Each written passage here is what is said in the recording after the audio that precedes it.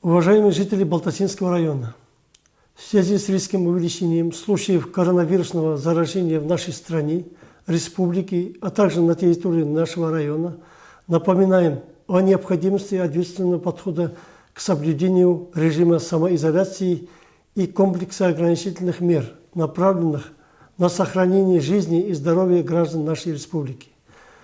По району на сегодняшний день на карантине находится 108 человек. Также соблюдают режим самоизоляции 20 граждан, прибывших из других регионов Российской Федерации. К сожалению, на территории района регистрируются новые случаи заражения вирусом. Официально зарегистрировано 15 случаев заболевания коронавирусной инфекцией.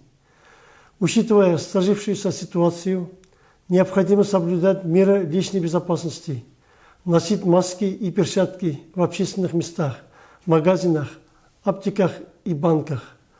В нашем районе в мире и согласии живут представители разных национальностей. У каждой нации есть свои праздники и обычаи.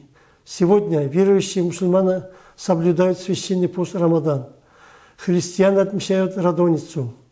В связи с этим убедительно прошу вас религиозные и праздничные мероприятия проводить в своих домах с близкими людьми.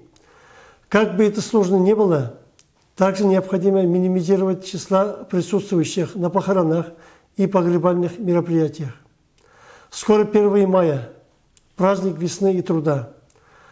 Прошу вас в эти праздничные дни вместе с семьей привести в порядок свои дома, сады и огороды, придомовые территории.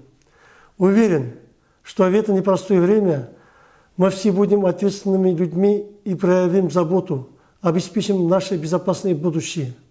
Берегите себя, своих родных и близких, оставайтесь дома.